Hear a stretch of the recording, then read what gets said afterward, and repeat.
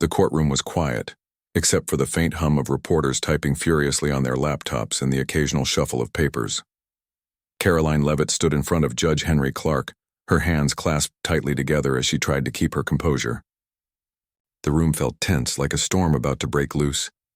Everyone knew this case had drawn national attention, not just because of who Karoline was, but also because of what she had said. Karoline was a journalist known for being bold and outspoken.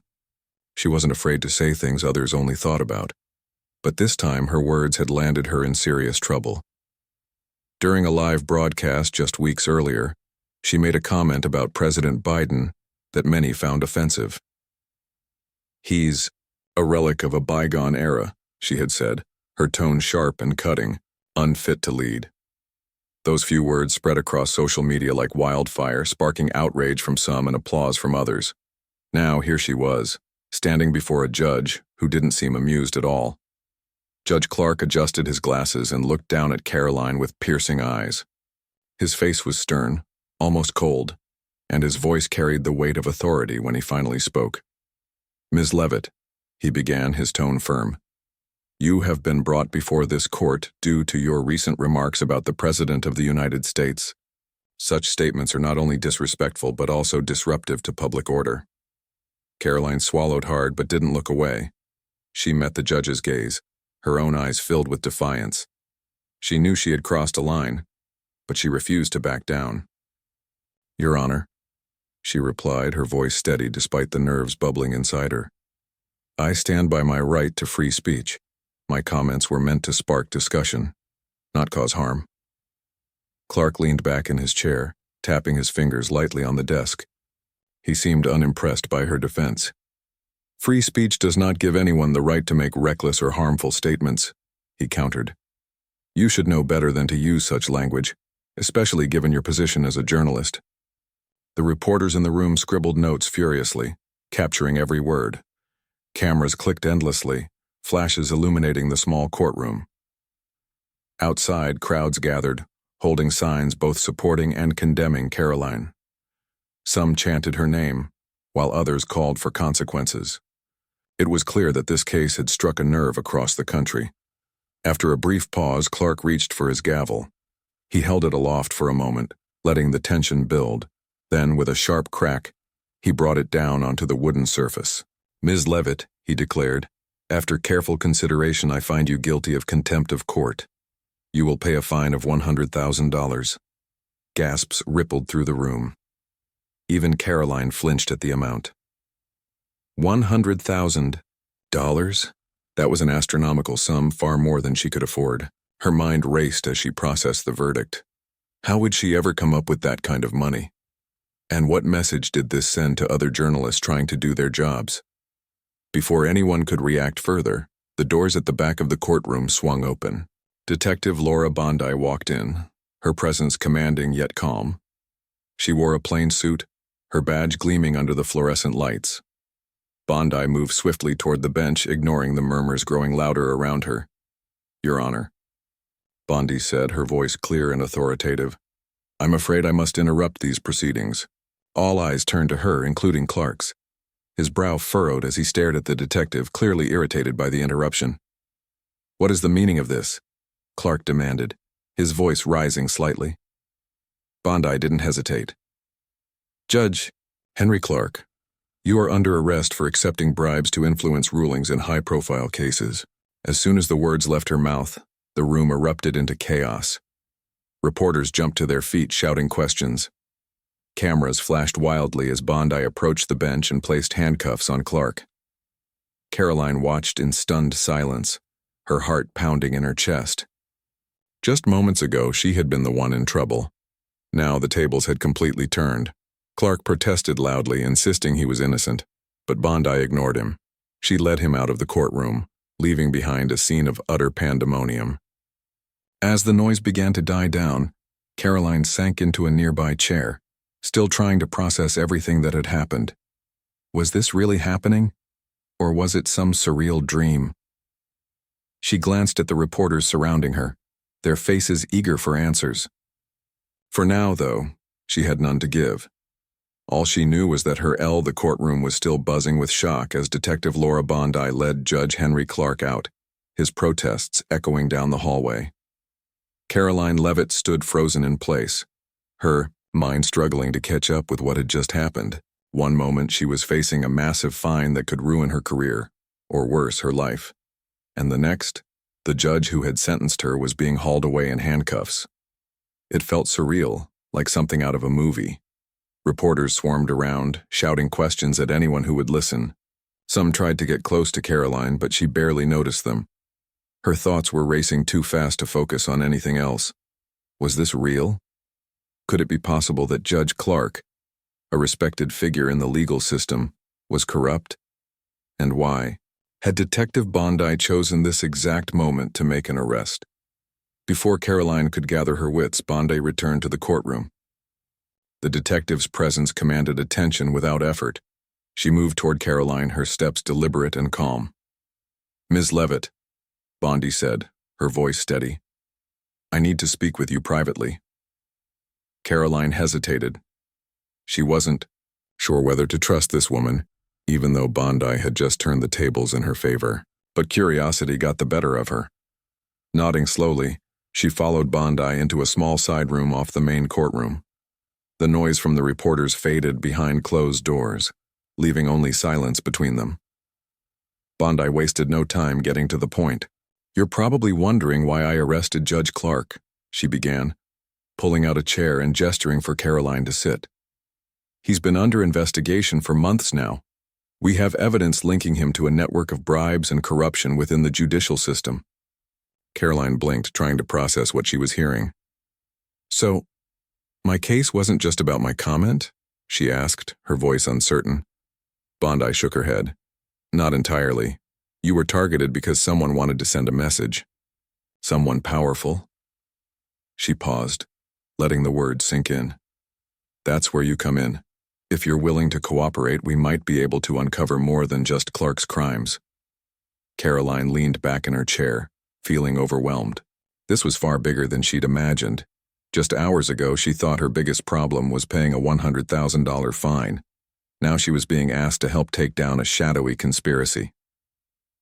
"Why me?" she asked finally. "I'm just a journalist." Bondi gave her a small, knowing smile. "Because you're not afraid to ask tough questions, and because your comment put you directly in their crosshairs. Whoever is behind this won't stop until they silence you, or until we stop them first." For a long moment, Karoline didn't say anything. She stared at the floor, weighing her options. On one hand, this was dangerous territory. People involved in corruption weren't known for playing nice. On the other hand, if Bondi was telling the truth, then backing down meant letting these criminals win. Finally, she looked up. "What do I need to do?" Bondi nodded approvingly. "First, we'll review everything related to your case, any documents, emails, or calls that might give us clues. Then, we'll dig deeper into the network Clark was part of. It won't be easy, and it won't be safe. But if we succeed, we can bring down some very bad people." Later that evening, Karoline sat alone in her apartment, staring at the stack of papers spread across her dining table. Andrew Miller, her lawyer, had dropped them off earlier, along with a warning to stay cautious. "This isn't just about Clark anymore," he'd said. "There are others involved, and they won't hesitate to come after you." Karoline sighed, rubbing her temples. She felt torn between fear and determination. For years, she'd prided herself on exposing the truth no matter how uncomfortable it made people. But this was different. This wasn't just about writing articles or making bold statements. This was about risking everything, including her life. Her phone buzzed suddenly, breaking the silence. It was Emily Dawson, her childhood friend and a freelance programmer. Emily had always been the tech genius in their group, the one who could hack into anything given enough time. Karoline picked up the call. "Hey, Em," she said, forcing a casual tone. "Got a minute?" Emily's voice came through loud and clear. "Are you kidding? Of course I do. What's going on? I saw the news about the judge. That was insane." Karoline hesitated. She trusted Emily completely, but dragging her into this mess felt wrong. Still, she needed help. It's complicated, she admitted. But basically, I think there's more to this story than meets the eye. I need someone who can look at some files for me, maybe find connections I can't see. There was a brief pause before Emily replied, excitement creeping into her voice. Say no more. Send me whatever you've got. If there's dirt to dig up, I'll find it. Relief washed over Karoline. Having Emily on board made the situation feel slightly less daunting. Over the next hour, she scanned and sent over the documents Bondi had provided, along with notes from her own research. As she worked, her resolve hardened. Whatever dangers lay ahead, she wouldn't bafe, and perhaps the entire justice system had just taken a dramatic turn. The next morning, Karoline Leavitt woke up with a knot in her stomach. The events of the previous day replayed in her mind like a broken record. Judge Clark's arrest, Detective Bondi's offer to work together, and the looming threat of powerful enemies. Everything felt overwhelming. But she knew one thing for sure: she couldn't sit back and do nothing. If there was even a small chance she could expose the truth, she had to take it. After grabbing a quick cup of coffee, she opened her laptop and checked her email. Emily Dawson had already sent over a message. I started digging into the files. The email read, "There are some interesting patterns here, but I need more time. Keep your head down until I know more." Karoline let out a sigh of relief. At least someone else was working on this with her. She forwarded the email to Detective Bondi, who replied almost immediately. Good, Bondi wrote. We'll meet later today. In the meantime, stay alert. These people play dirty. As instructed, Karoline kept herself busy reviewing the documents Bondi had given her. They were mostly financial records and emails between Judge Clark and various individuals. At first glance, they seemed harmless enough, just routine communications about court cases. But as Karoline dug deeper, certain names kept popping up. One name in particular caught her attention: Richard Grayson. She recognized the name instantly. Grayson was a well-known lobbyist in Washington, D.C., famous for his ability to sway politicians and judges alike. His clients included some of the biggest corporations in the country, and he was rumored to have connections everywhere. What was a man like Grayson doing exchanging messages with Judge Clark? Before she could think too much about it, her phone buzzed again. This time it was Andrew Miller, her lawyer. Karoline, he said when she answered, his tone unusually serious. I just heard something you need to know. Grayson's team is aware that you're looking into them. Be careful. Her heart skipped a beat. What does that mean? She asked, trying to keep her voice steady. It means they're watching you, Andrew replied. If they think you're getting too close, they won't hesitate to act. And trust me, these aren't people you want to mess with. Karoline thanked him and hung up, her hands trembling slightly. She glanced around her apartment, suddenly feeling like someone might be watching her through the windows. Shaking off the paranoia, she reminded herself that she wasn't alone. Bondi and Emily had her back. Later that afternoon, Karoline met Bondi at a quiet cafe near the courthouse. The detective was already seated at a corner table sipping a cup of tea. When Karoline approached, Bondi gestured for her to sit. You look tired, Bondi observed, studying her face. I didn't sleep much, Karoline admitted. Too much going on in my head, Bondi nodded sympathetically. I get it, but we don't have the luxury of slowing down. Did you find anything useful in those files? Karoline pulled out her laptop and opened the documents. There's a lot of stuff here, but one name keeps showing up: Richard Grayson. Do you know him? Bondi's expression darkened.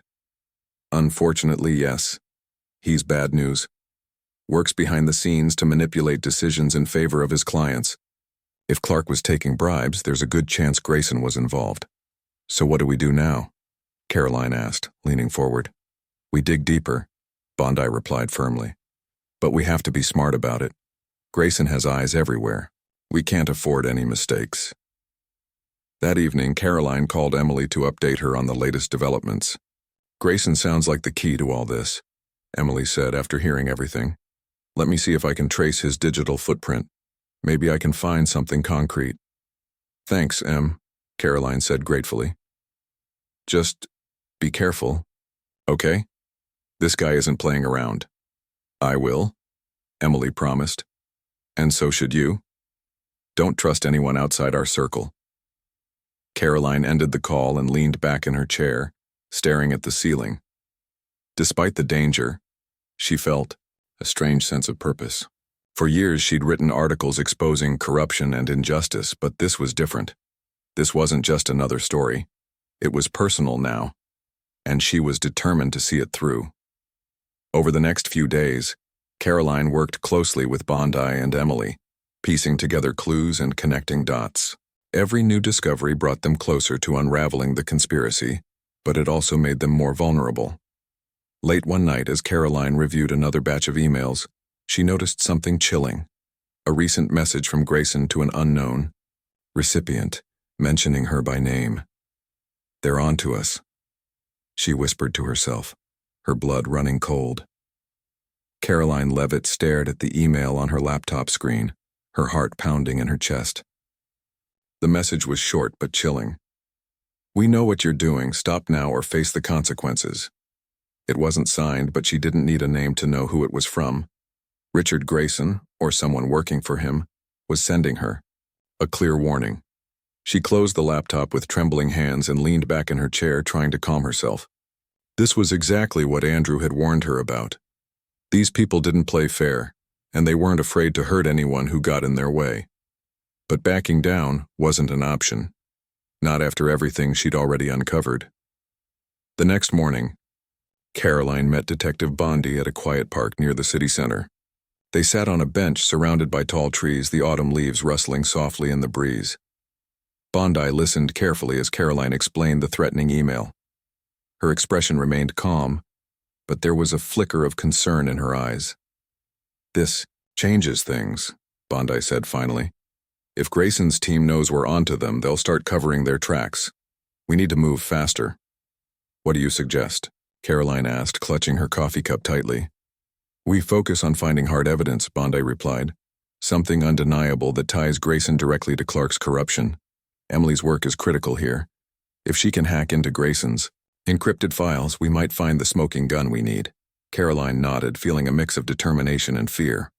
She knew Emily was good, but going up against someone like Grayson was no small feat. Still, it was their best shot. That evening, Karoline called Emily Dawson to update her on the situation. "I got another message," she said, keeping her voice low. "They know we're looking into them." Emily let out a sharp breath.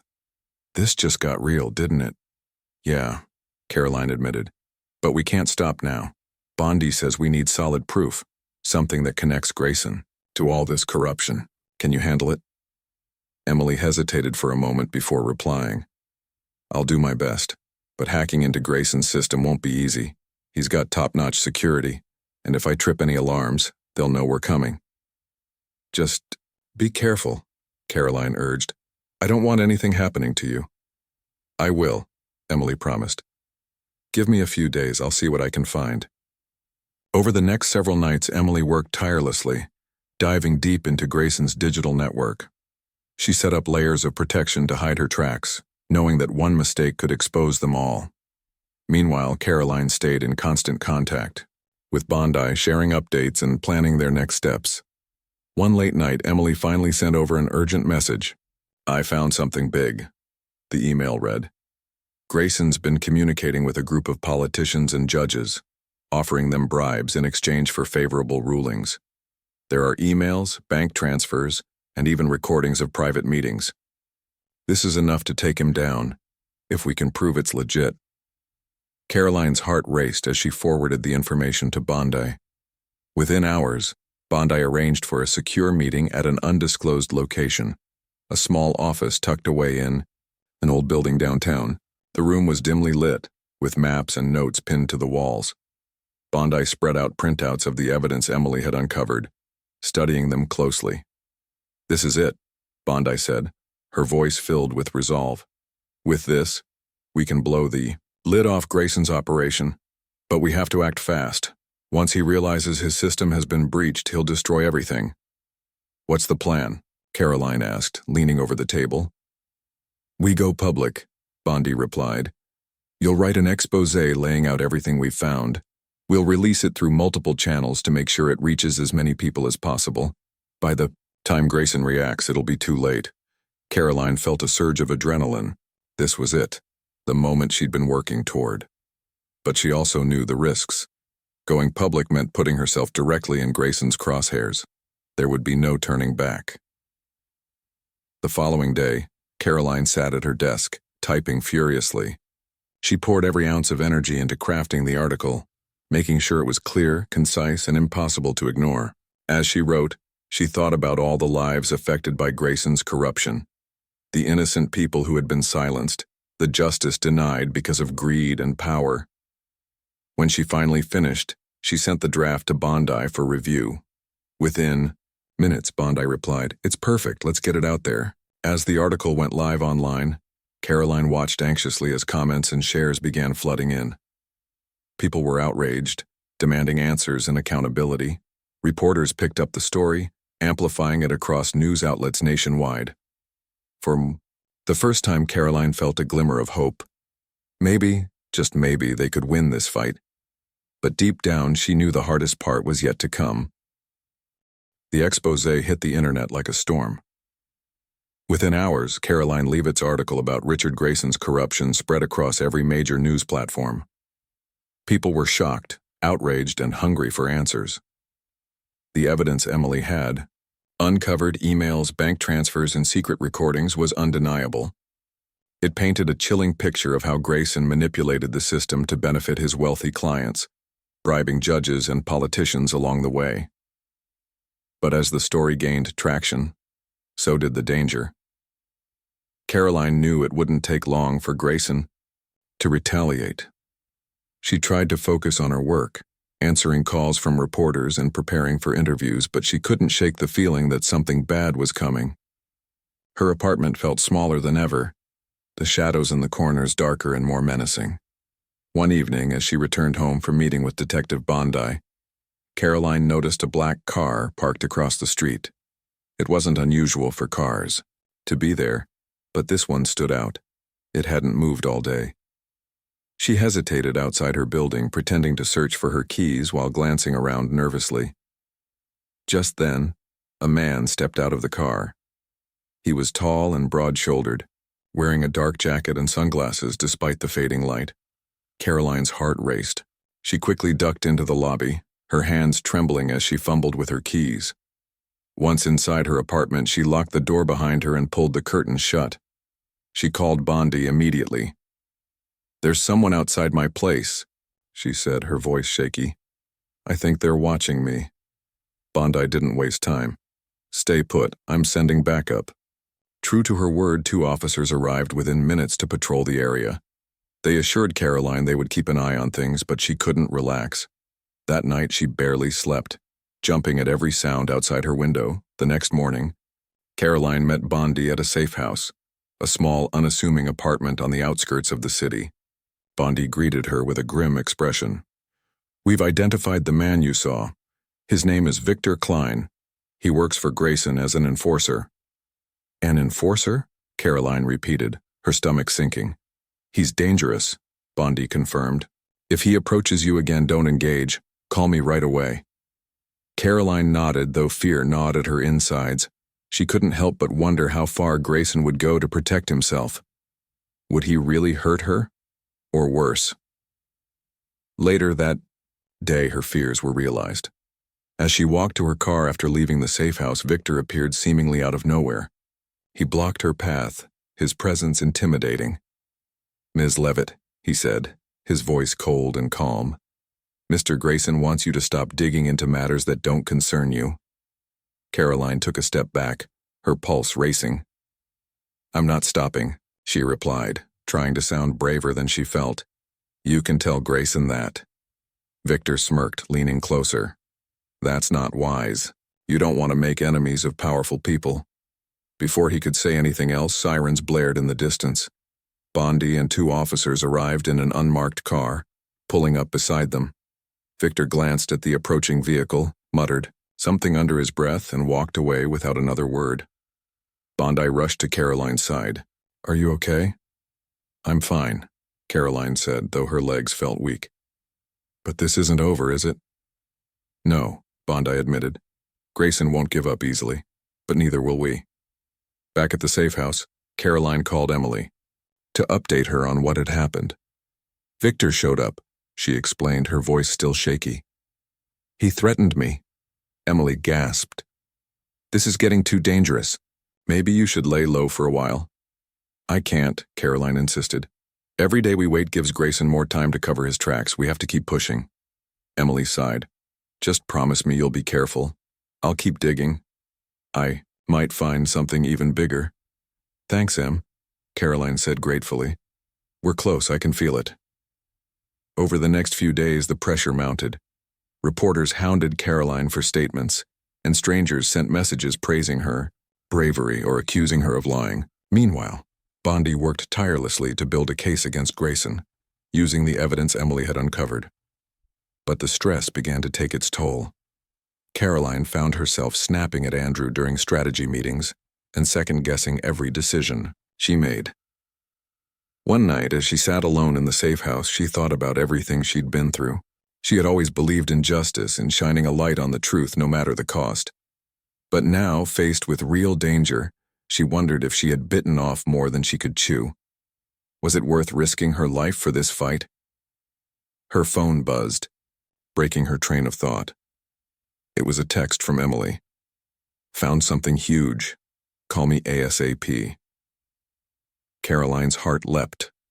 She dialed Emily's number, her mind racing with possibilities. "What did you find?" she asked eagerly. "It's Grayson's ledger," Emily replied, excitement in her voice. "A full record of every bribe, every deal, every dirty secret. This is enough to bring him down completely." Karoline felt a surge of hope.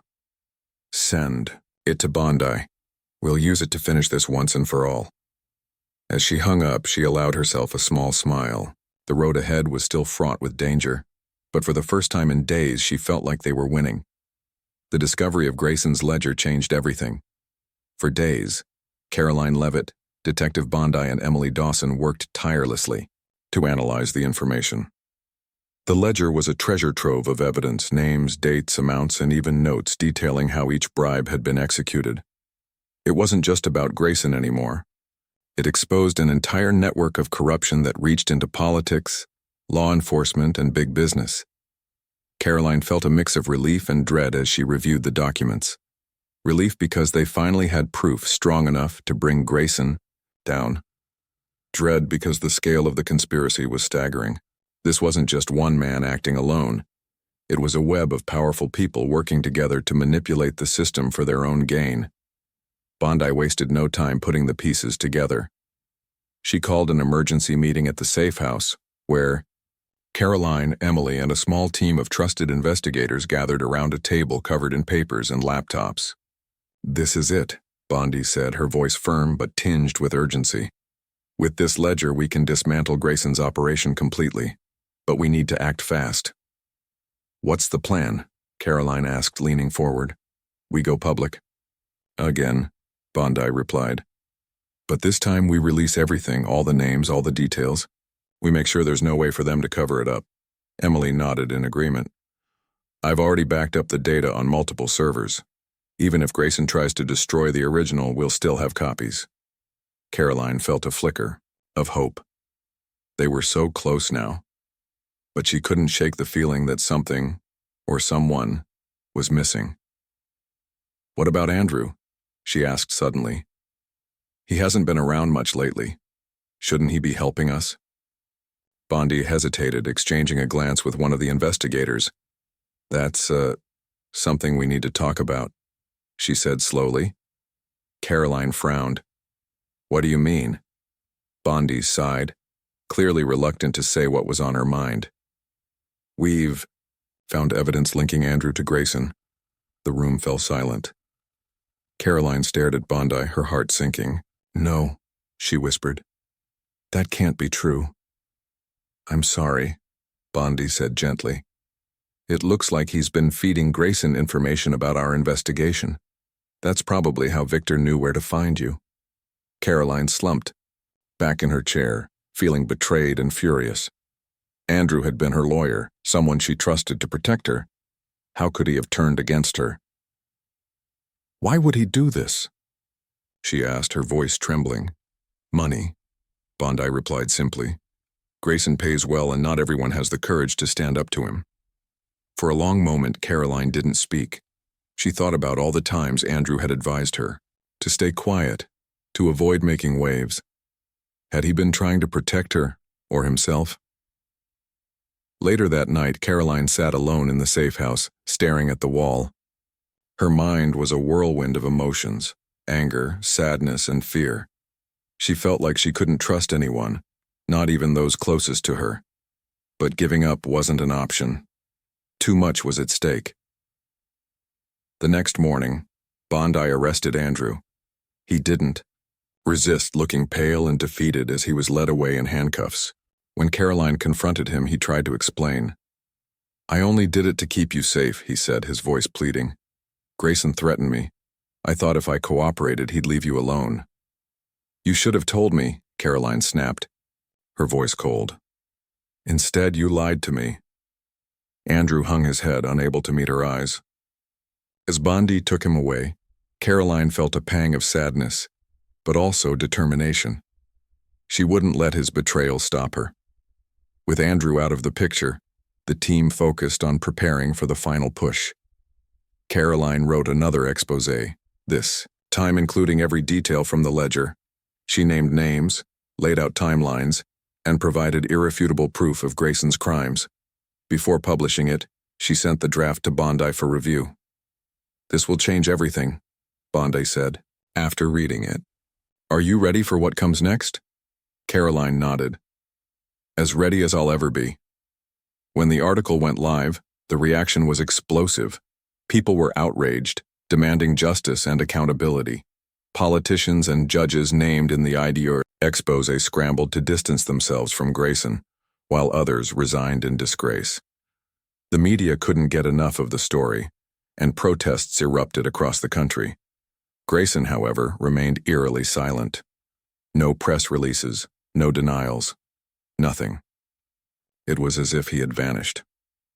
2 days later, Bondi received a tip-off. Grayson was planning to flee the country, all me. The arrest of Richard Grayson marked a turning point, but it wasn't the end. Karoline Leavitt knew that bringing down one man wouldn't magically fix everything. The corruption Grayson had orchestrated ran deep, and his arrest only scratched the surface. Still, it was a victory, a hard-fought one, and Karoline allowed herself a moment to breathe. In the days following Grayson's capture, the fallout dominated the news. Politicians he had bribed were forced to resign. Judges who had accepted his payments were removed from their positions. Public outrage grew louder, with calls for sweeping reforms in the judicial system.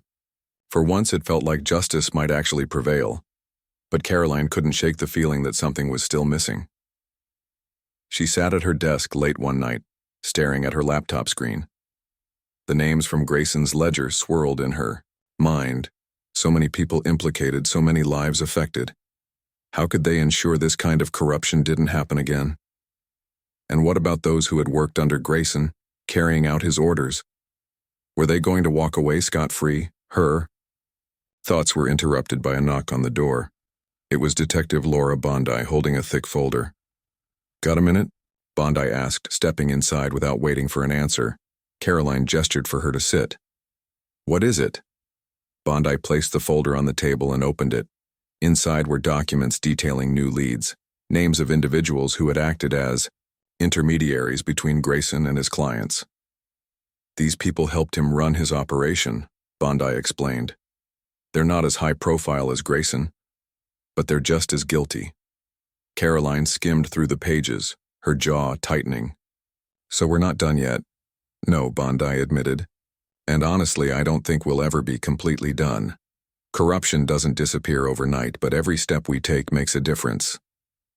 Karoline nodded, feeling a renewed sense of purpose. If they stopped now, all their efforts would mean nothing.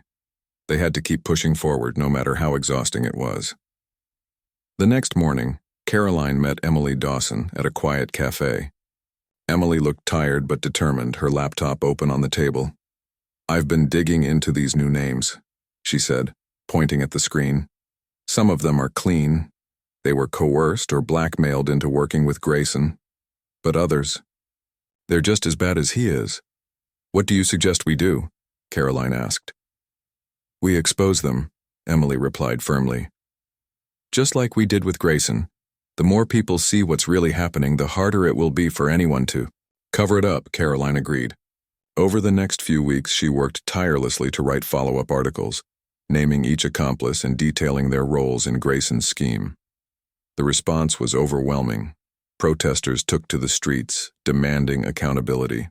Lawmakers introduced bills aimed at increasing transparency in government and the courts. Slowly but surely, change began to take root. Still, the pressure weighed heavily on Karoline. She hadn't slept properly in days, haunted by nightmares of Victor Klein and Grayson's threats.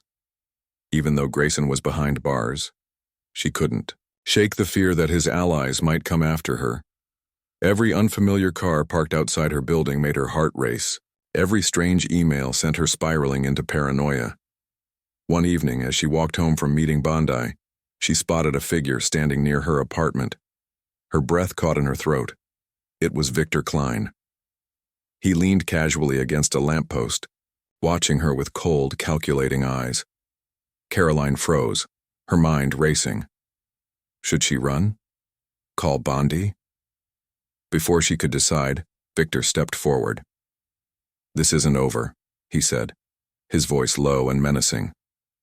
"You think putting Grayson in jail fixes everything? You're wrong." Before Karoline could respond, Bondi appeared seemingly out of nowhere, her gun drawn. "Step away from her," Bondi commanded, her tone leaving no room for argument. Victor smirked but backed off, raising his hands in mock surrender. "Fine," he said, "but remember what I said." With that, he turned and disappeared into the shadows. Bondi rushed to Karoline's side. "Are you okay?" "I'm fine," Karoline replied, though her legs felt weak. "But he's right. This isn't over." Bondi nodded grimly. "It never really is. But we'll keep fighting." Despite the lingering danger, Karoline refused to give up. She poured her energy into her work, writing article after article exposing the truth. Emily continued hacking into encrypted files, uncovering even more evidence of wrongdoing. Together, they became symbols of resistance, inspiring others to join the fight against corruption. As the weeks turned into months, progress became undeniable. New laws were passed to increase oversight in the judicial system.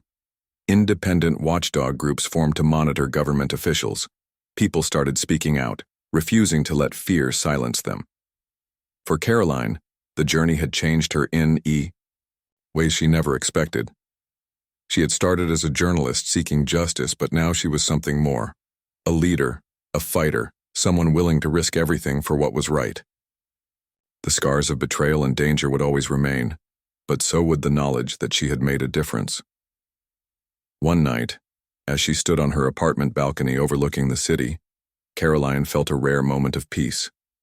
The skyline glowed softly, under the moonlight, a reminder of resilience and hope. The battle wasn't over, but for the first time in a long time, she believed they were winning. Months had passed since Richard Grayson's arrest, and the world was different now. The scandal had sparked a wave of change across the country.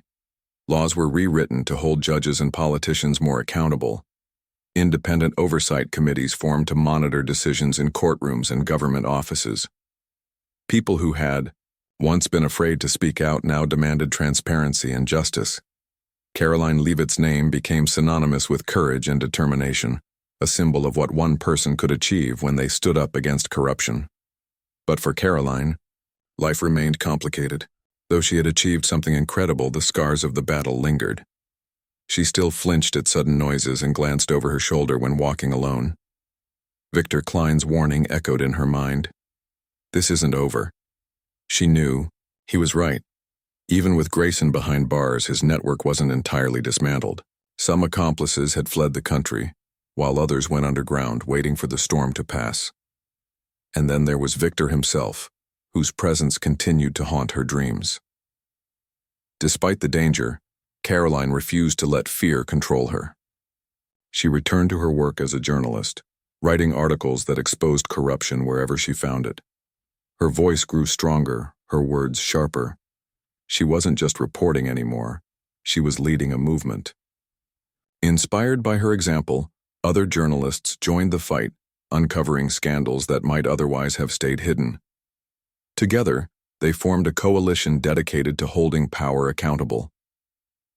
Emily Dawson also thrived in the aftermath of the Yao investigation. Her skills as a programmer earned her recognition, and she founded a cybersecurity firm focused on helping whistleblowers and activists protect their data. She often joked that she owed her success to Karoline's stubbornness, but deep down, she knew they had both played vital roles in bringing Grayson down. Their friendship only grew stronger through everything they had endured. Detective LaterBondi received a promotion for her role in dismantling Grayson's operation. Her team expanded, allowing her to tackle even bigger cases. But Bondi never forgot the risks Karoline had taken or the sacrifices she had made. Whenever reporters asked about the case, Bondi always credited Karoline as the driving force behind its success. "She's the real hero," Bondi would say, smiling. "I just helped clear the path." One crisp autumn morning, Karoline stood on the rooftop of her apartment building, watching the sunrise paint the city skyline in shades of gold and pink. It was a ritual she had started after everything settled, a moment of quiet reflection before diving back into her work. The air smelled fresh, carrying with it the promise of new beginnings. As she leaned against the railing, she thought about how far she'd come. A year ago, she was just another journalist trying to make ends meet. Now she was someone who had stared down powerful enemies and lived to tell the tale. The journey had cost her dearly: her trust in Andrew, her sense of safety, even pieces of her peace of mind. But it had also given her something invaluable: purpose. Her phone buzzed in her pocket, pulling her from her thoughts. It was a message from Emily. "Congrats on your latest article. You're changing the world one story at a time." Karoline smiled softly, typing a quick reply. "Couldn't have done it without you." Putting her phone away, she turned her gaze back to the horizon. The city stretched out before her, vast and alive with possibility. There would always be challenges ahead, battles to fight, truths to uncover. But for now, she allowed herself to feel proud of what she had accomplished. In the distance, a flock of birds soared across the sky, their wings catching the light of the rising sun. Karoline watched them disappear into the clouds, feeling a renewed sense of hope. No matter how dark things got, there would always be people willing to stand up, speak out, and fight for what was right. And as long as she had breath in her body, she would be one of them.